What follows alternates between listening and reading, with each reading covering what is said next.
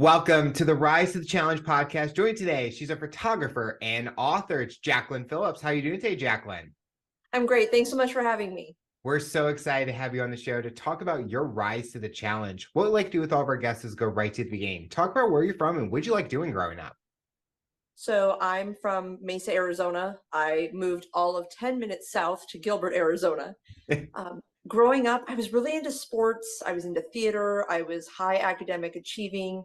Basically, my home life wasn't very fun. So anything that would get me out of the house and away from my family was the best thing I could do.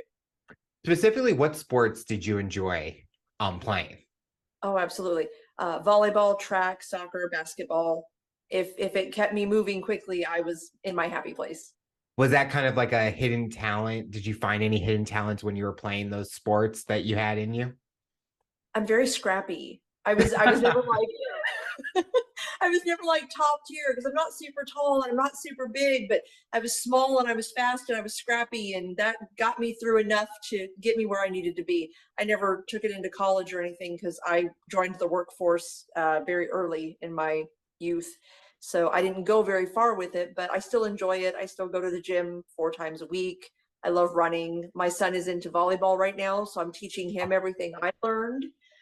He still hates the fact that I'm a better basketball player than him, but that's okay. So, he's like that much taller than me now. Mom still has some moves, even though she's not as young as she used to be. You mentioned that you wanted to do anything that took you outside of the household. What did those interactions with maybe friends or teammates that helped with being outside of your house and enjoying being a kid? Oh, I had really great coaches in my youth, and they kind of held that parent role that I wasn't getting at home. So, I mean, my peers were great, but I never really wanted to be transparent with them. Mhm. Everything was great, everything's fantastic. And then I had my peer coaches and my adult coaches, through sports that, really filled a parenting role that wasn't being fulfilled at home. So they were a safety net for me. They were a place that I could go and talk. Was there anything that triggered that not being able to be transparent with your parents at home that resulted in finding those coaches and being able to be open with them? So I went to school in an upper middle class neighborhood. My family was not upper middle class. We were Goodwill, hand me down, church food box on Friday, welfare kids. And to go to a school where that is frowned upon and looked down upon, I really had a hard time making friends as a kid because I wasn't like the people I was around. I had to hide who I was because that was looked down on. And so I didn't really have like that group of friends that you grow up with, even though my neighborhood was just minutes from theirs. I was bussed in, and that divide really made it hard to have friendships growing up. So I didn't really have a lot of friends. Did you feel very isolated when you were going to school because of where you came from? Oh, absolutely. I knew that people knew I came from the poor side of town. And so, I excelled academically and I excelled on the field, but that wasn't enough because, well, she's just the poor kid. Like, you're gross, you're smelly. Why can't your parents afford food? Where's your dad? Like, all of those things were held against me, and they were barriers to really having a foundation of success growing up. Not that I couldn't overcome them, but that I didn't have a lot of a normal, healthy upbringing because of those challenges. And it's sad that kids especially, they kind of utilize that and kind of make fun of kids that how they grow up. And it's like it's not the kid's fault. And Oh, now yeah. and with like when I grew up, the question's always asked, well, where did you go to high school? Or where did you go to school? And everyone starts judging you based on where you went. And I went to a school that everyone thought, oh, we were rich. My family had money. But then growing up for me, my mom was a teacher. She didn't make that much money. My dad was in and out jobs and making paycheck to paycheck. And so having that label kind of hurts because you're thinking, did I do something wrong? Why are other people like, you want that lifestyle? But I feel like, did you learn a lot about the lifestyle that you lived where as you're growing up to where you are today, it's taught you a lot more? Oh, my hustle and grind it can't be beat. And it's because I'm so afraid of what that life looks like as an adult. It was hard enough as a kid. Yeah. I don't want to do that as an adult, and I don't want to do that to my son. So having multiple jobs or multiple revenue streams, or going to school while going to work, like all of that carried on, and I don't know how to not exhale, because I'm so afraid that I won't have something. That poverty mentality, I have yet to outgrow it. Mhm. It just kind of sits on my shoulder and goes, you don't need that.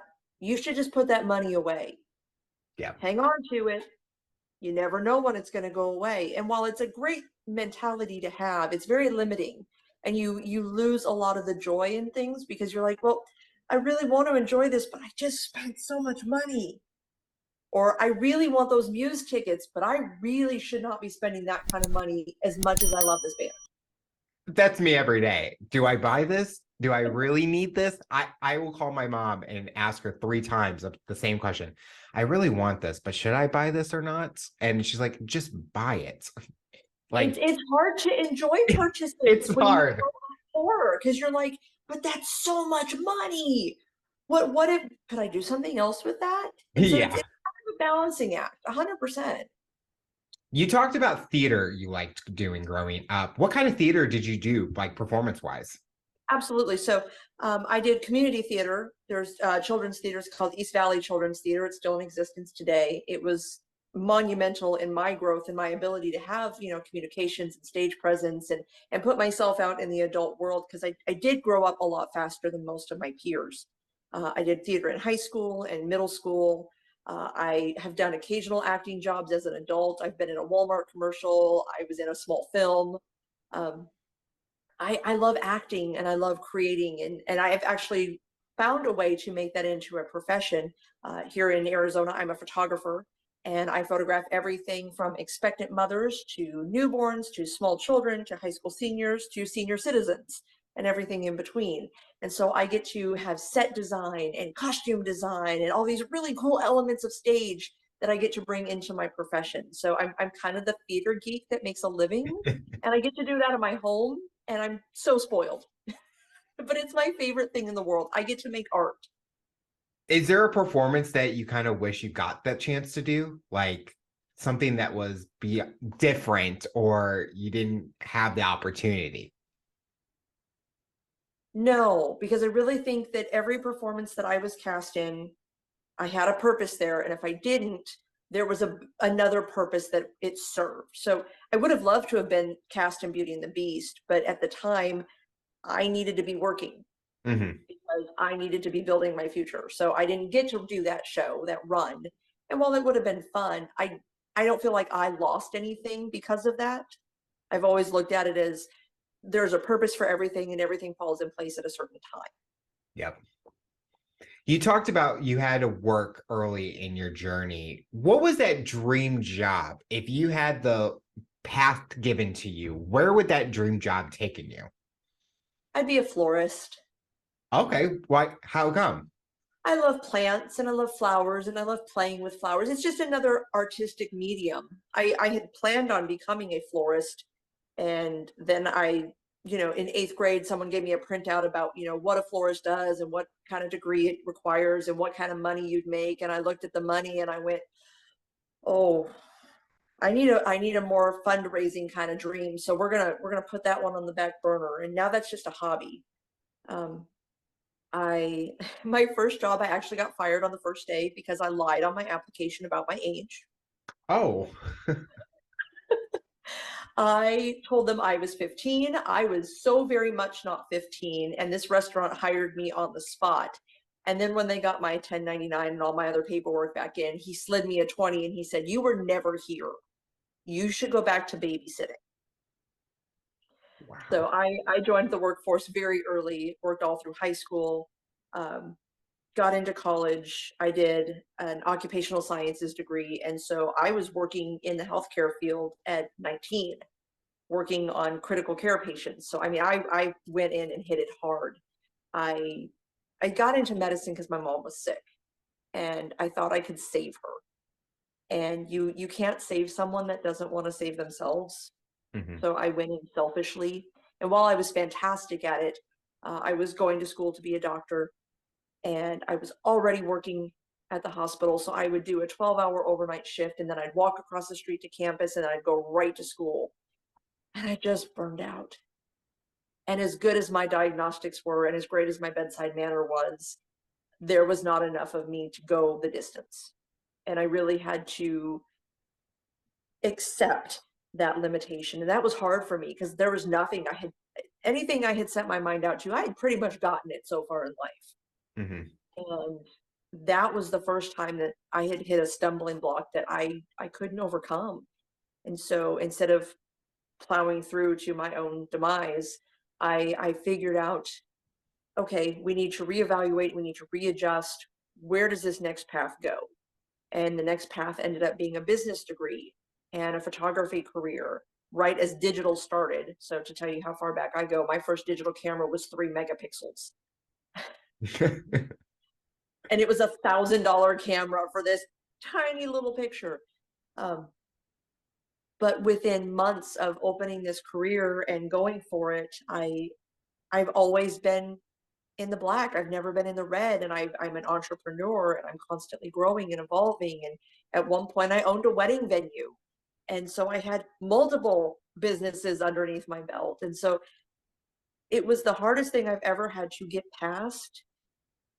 But I don't regret that the journey took me there because I've learned a lot, and I still love medicine. I love science, but my heart and my soul belong to art. Did that burnout period kind of take a toll on you personally, where it kind of changed your path as a career, but did it change your path personally and what you were wanting to do?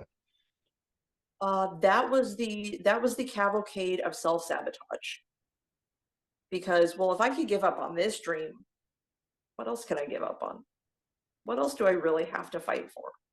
Hmm. It it it messed me up pretty bad.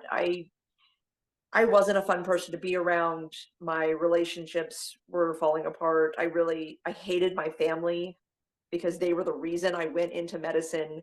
I was constantly fighting with my boyfriend because I was tired all the time, and I shouldn't have been in a relationship. But I was trying to have it all. And sometimes you don't have to have it all. Sometimes you should just really focus on getting a few things in order before you try and expand. Yep. And this was all at 21 that I had just had this epic meltdown of why am I even fighting for this? Who am I fighting for? I'm not fighting for me. I don't really want any of this. But I also suffered from mental health issues. I have depression and anxiety. I have CPTSD. Um, and all of that was undiagnosed at that time. So everything was hard and everything just felt useless. So it completely changed my drive. I still had drive because I don't fail. Never say fail. But my drive kind of vanished for a while. I really just I didn't have an identity. I didn't know who I was or what I was supposed to do because this thing that I thought I was going to manifest didn't. In the end, it always works out. The road to that working out was very rough and jagged. Listening to what you mentioned, where you had that dream of going in a position where it was for someone else, but then you had that burnout time and it kind of really reevaluated your what you wanted to do. And hearing how you mentioned that you went into the business degree route, and that started kind of the positive ride in a way, because you kind of looked at what am I going to enjoy? And I think so many people nowadays, you see with cultures and families where they're specifically supposed to be doing this job, but you know that that child does not want to do it. And when they find that passion, they are so excited to see what's next. It's a completely different trajectory when you go from what I think everyone is supposed to tell me to do to what do I really want to do? Yep, I didn't even realize that photography was going to be my career. It was, I'm just going to get a business degree because I can put it into something until I exactly. figure out what I'm doing. And then it's really happenstance. My then boyfriend and I at the time, we went on a road trip, we bought a camera, and he goes, "You take really good pictures. You should do something with this." And the rest is history. And now said boyfriend is now said husband. We've been together 20 years this month. Wow. Yeah. He's a great guy. With photography, do you prefer, when you first started getting into it, did you prefer doing like nature or people? Like usually you see the people that like the wildlife photography, but then you got the people who like the people, the setting, kind of the event style. So I will be 100% transparent with you. I am completely self-taught when it comes to photography. So I eventually started taking classes and learning things and going to seminars. But when I first started, I had a camera. I took pictures of everything. The fire hydrant that had the thing burst off and the water's pouring out. The guy smoking a cigarette sitting on the bench. I wanted to photograph everything because I just wanted to learn and absorb and just I had this tool and I could express myself with no words. Like I Mhm. write and I love to write, but this was something completely different because I could evoke emotion without a word. And so Yep. I just took pictures of everything all day long between classes. I'd walk around on campus and I'd photograph shadows and the way things lined up. And oh, it's so my happy place. But no, right now I love people. I've always loved people. I love interaction. I'm a very high energy kind of photographer. I'm very goofy and silly. We have a good time. It's very not JC Penney where we we don't tilt our head. In fact, I will make fun of people who by default tilt their head. I'll remind them, we're not at JC Penney. You can straighten your head back up. Huge dork, self-aware. But I've done landscape. It's very tedious and boring, and I cannot sit still long enough. I have had the pleasure and the opportunity to go to Africa and photograph wildlife. Oh. And I'm just like, okay, now what are you going to do? And there's just a lot of sitting, and I just can't sit still. I wanted to get out of the safari truck and get closer to the action. And the guy's like, no, you're not leaving. You sit down. Just sit down. Okay. Do you have a big goal with your photography business that you're hoping to accomplish? It's the same goal I have every year. I want it to keep being fun. If it's I like not fun that. for me, I don't want to do it anymore. I the money's great. Don't get me wrong. The money is great. I could probably make more if I really wanted to dial it in and do all that, but that's not fun for me. Mhm. I could probably take on more, but then it wouldn't be as fun. I've After 17 years, I've really kind of got my lane and I'm really happy in this lane. And so that's the goal is to stay happy in the lane and things that try to get into that lane, I'm just going to, just kind of push them off to the side and here, you know what? I got somebody who's better for you. Why don't you go with this guy? Or, hey, this lady does this thing that you're looking for. It's not me. That's okay. We're just going to stay in this lane because in this lane are the good people that fit me just right and they Yep. fill my heart with joy and they make my job fun and they give me that creative freedom because they know if they let me be, it's going to be great. That's all I want. I just want to be happy at work. And I'm so fortunate that I am. I think a lot of people need to take that same thought and utilize it with their job that they're in. I think for me, I always look at, am I enjoying the people that I'm around? Am I enjoying the kind of the freedom to not feel micromanaged? But do I see that, can I grow from it? And if I'm able to answer all three of those, I know this job is worth it.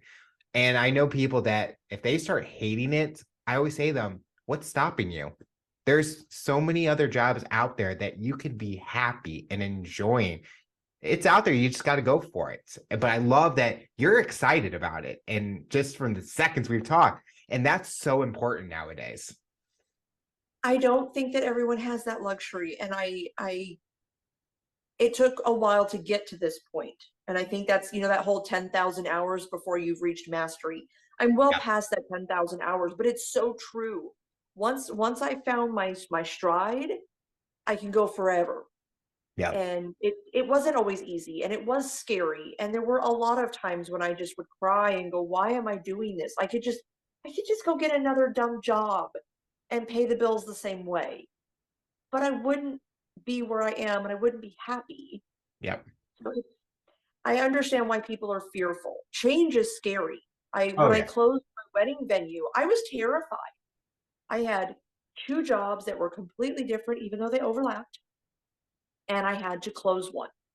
The numbers weren't working out. The landlord situation wasn't working out. I'm like, you know what? I'm not happy. I'm actually miserable. It's time to close this door. And I was really afraid what life looked like only having one career. Mm-hmm. And the first 3 months were terrifying. I kept waking up going, oh my gosh, my calendar's not full. I'm not used to this. What do I do? What am I doing wrong? Is it me? And I just had to let it breathe. It was a complete transition that I needed to let breathe.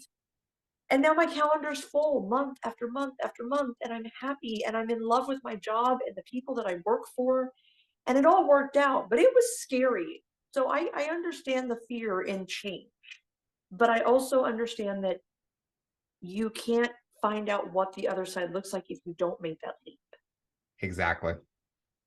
You So know I what? built my Yeah. nest egg. Don't get me wrong. I didn't free fall. We had built a nest egg. We had transitions built in. We had, a safety net. And that's what gave me the freedom to fly, was that I had built that little nest in case if I crashed and burned, I could get through until things picked up. So I think if you do it smart, make the leap, because no one's guaranteed tomorrow. Exactly.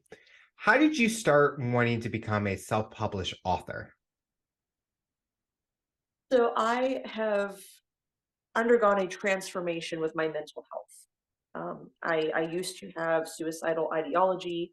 Um, about 6 years ago, I had a failed attempt, and I had decided that enough was enough. Either I needed to get better or I needed to be done.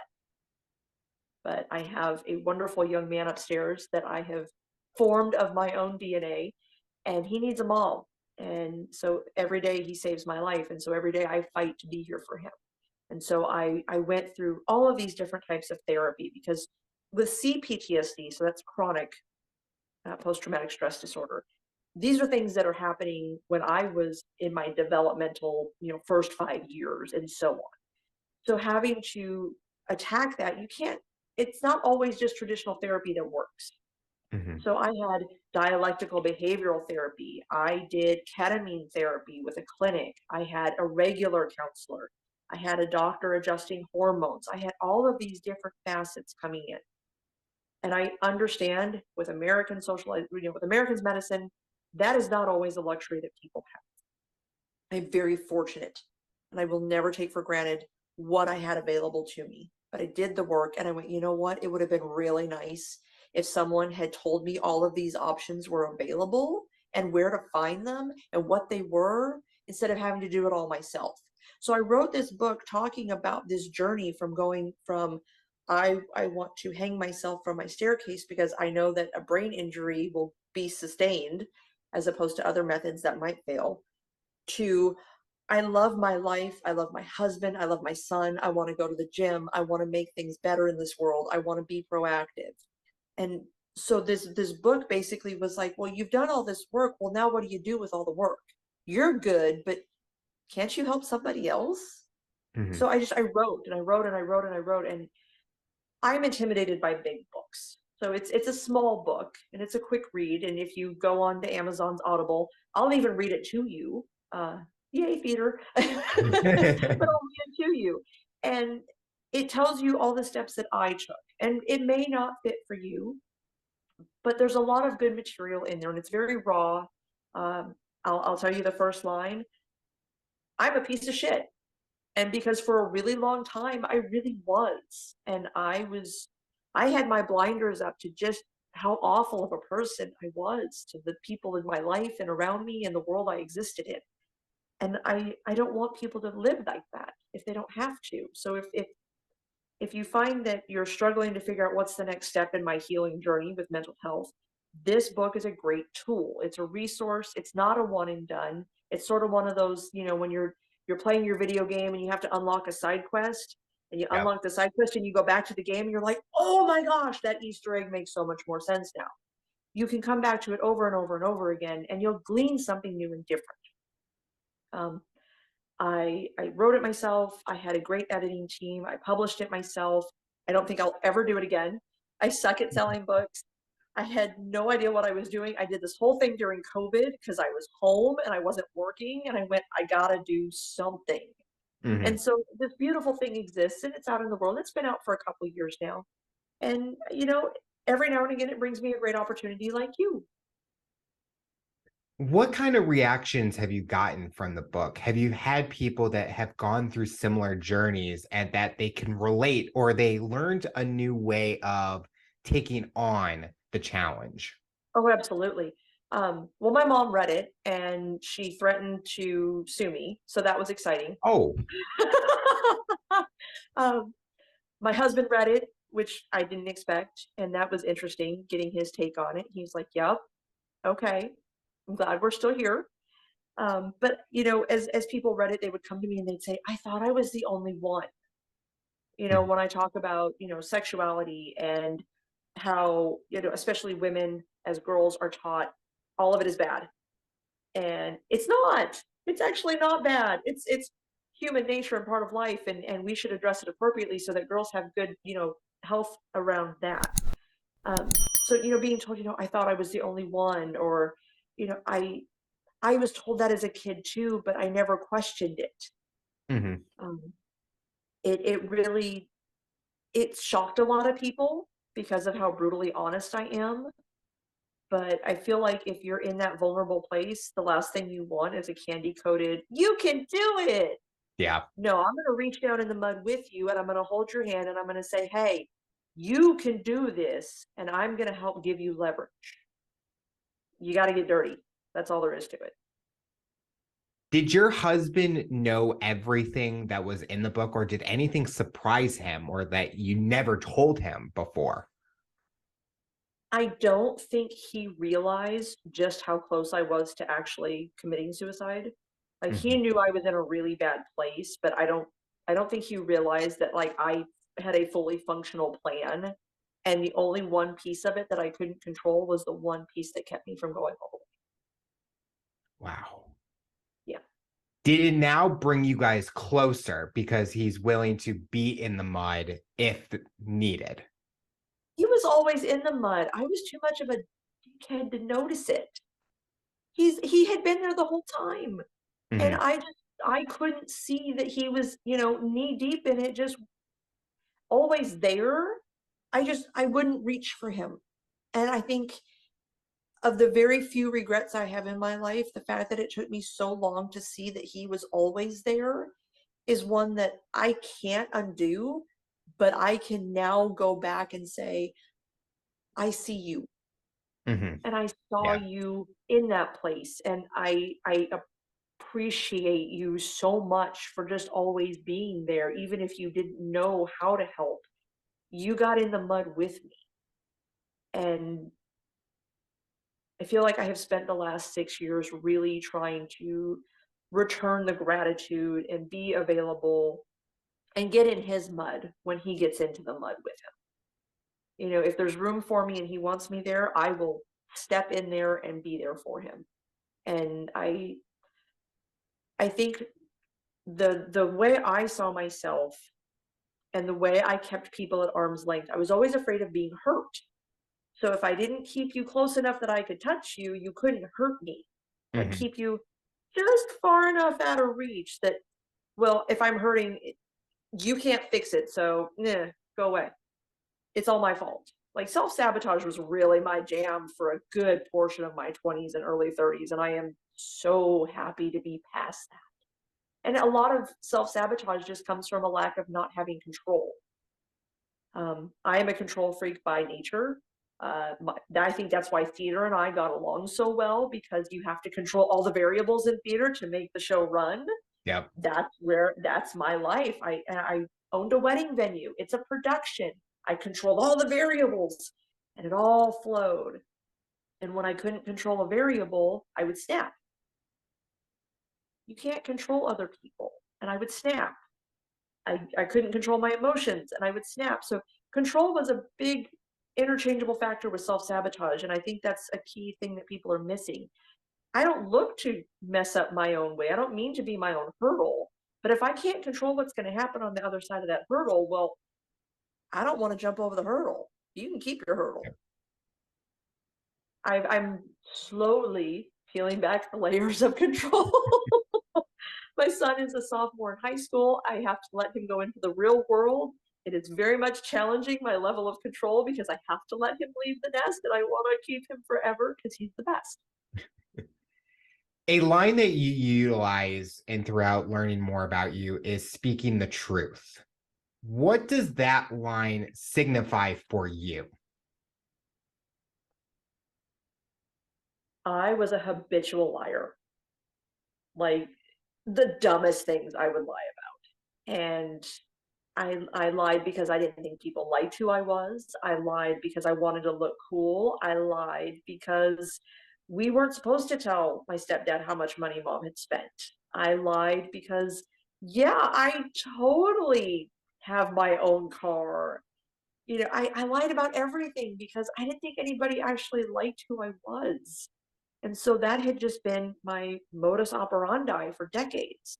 And so now that, the truthiness of it is that I don't have to pretend. Either Mhm. you like me or you don't, and that's okay. Yep. Not everybody likes tequila. Some of us do, and that's okay. I'm I got a few mezcals that are pretty good if you ever have a question about them. It's okay to not have everybody love you. And I think that was something that because I didn't feel loved growing up, I craved it so much and I didn't learn how to love myself. And so I didn't know what that was like. And I was pouring from this empty cup for so long that like I would fill it with lies because then I had something. And so to live in my truth is to say, I'm not perfect. I make mistakes. I'm accepting of my mistakes because I'm human. And knowing that I'm not the right fit for everybody. But if I'm not, that's okay. There's nothing wrong with me. It just means that that isn't supposed to happen. Something else will, or someone else will come in, or another job will be a better fit. You have silly putty and you kind of mush it into all the corners, but then you have this weak spot in the putty because you've stretched it so thin. When you quit stretching yourself to fill all the gaps, you're whole. Mhm. And that feels really good. And when you're whole, you don't have to lie.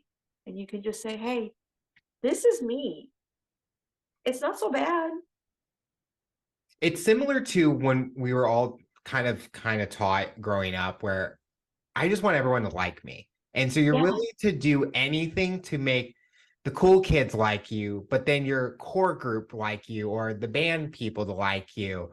And I had that mentality until I gotten older. And I'm like, these people aren't going to care about me. Like, you find the people that are truly going to be your friends are the ones that are going to come back to you. And especially in college, I noticed that because when you graduate college, who's going to continue to talk to you? You're not living with each other 24/7. But I get that kind of where you just want everyone to like you. And we know that's not going to happen. But you just got to be honest and let those people know who the real person is, because that's going to determine if they're going to become friends with you or they can enjoy being around you and things like that. Yeah. Not everyone is going to, pick up the phone for you at 2 a.m. when you call. Those core people Yeah. that really love you, they'll answer that call. Those are the people in the friendships that you really want to invest in. The people that are going to pick up that phone and say, okay, I've got a shovel. Where are we going? Yeah. Those are the people you want to put your energy into. Not everyone is going to benefit you, and you're not going to benefit everybody else. And that is perfectly fine. One person you mentioned throughout this interview that is a special person in your life is your son. What is the biggest thing being a mother has taught you? You talked about how being in his life is so important to your mental health and being where you are today. But what's something else being a mother has taught you? It is a whole different kind of love. I This thing walks in the world around you and it's inextricably linked to you, and this love that you have even on my most challenging days with him, or when he was a 3-year-old and he was kind of an asshole, I still loved him. I'm sorry. Like 3-year-olds are just terrorists. They say terrible twos. It's a lie. 3-year-olds are the worst. Everybody knows it. Even the best of kids. And he's a good kid. And there were still days where I'm like, dude, I'm not sure you're gonna see 4 if you don't turn this around. But at the end of the day, I just have this amount of love for him that I've never had for anything or anyone. I love him more than my husband. He's the reason I breathe oxygen. He's the reason I work 50 hours a week because I want to give him the world. He is the best thing that ever happened to me. And I look at him and I see him as he's growing and becoming an adult. And I have this overwhelming sense of pride that, like, I did this and I did a good job. Like, growing up with a traumatic childhood and an unstable home and a really toxic parent, to be able to completely break that cycle of abuse and build this beautiful soul who is just kind and smart and loving and wants the best out of everyone. That's that's the Super Bowl and the lottery and the World Series and American Idol all wrapped up into one. And I get it every single morning when I wake up and I drive him to school. This amazing thing that I've made and all the work that I've done and the trauma that I've broken down so that he could thrive. I beat all of my childhood demons. Every battle I ever had, I fought so that he could be this amazing thing, and he is, and it's so cool. And he's wickedly funny and smart and loving and kind, and he's all the best of me that I didn't know was there until I got to this point. It's really cool being his mom. Have you been able to be open with him about your journey and your story with having the book out there that now everyone knows what's going on and now you can be open with him? So I have actually brought him into the mental health conversations. I have always changed the agenda so that it was age appropriate. Yeah. I'm a really big fan of apologizing when I make mistakes, which is something that I didn't get from adults growing up. You know, your mom was perfect, your dad was perfect. Actually, no, they weren't. They just never apologized. So you just always assumed they were right. I am very quick to apologize when I make mistakes or when I lose my cool. So bringing him into my process, but making it age appropriate for him. You know, having him see me have a panic attack and go, okay, hey, so this looks scary. Here's what's actually happening. Here's what I'm going to do to resolve this. So that when he was having an audition for a band and he was anxious and got all the upset stomach butterflies, I could go, hey, this is just anxiety. It's okay. This is what's going to happen, even if it goes absolutely awful. And here's what's going to happen if it goes great. And no matter what happens, you're still going to be the same person at the end of it. So it's okay to feel this way. Just you have to make sure that the emotions don't rule you, you rule the emotions. And so, like, giving him this awareness, teaching him what boundaries are, you know, all of these things that, you know, we don't teach children that we really should. You know, he's kind of got an unfair advantage because he has all of these coping mechanisms and skills and wherewithal about his body and his brain that a lot of people don't, a lot of adults don't have. But he's had a safe place to explore them. Now, he has not read the book. I don't think that he needs to read the book. If he decides as an adult that he would like to, he's more than welcome to. We keep a copy on the coffee table. I'm kind of proud of it. He actually took the cover photo because mom's a photographer and taught him how. But at the same time, you know, I don't hide things from him. If he asks questions, I give honest answers.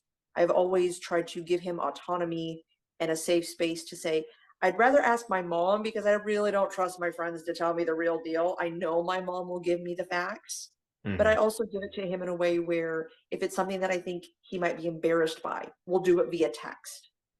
Or if it's something about, you know, his developing body, like, hey, it's okay if you have questions. If I can't answer them, we'll go look it up together because we don't have the same parts, but we'll figure it out. There's nothing wrong with you.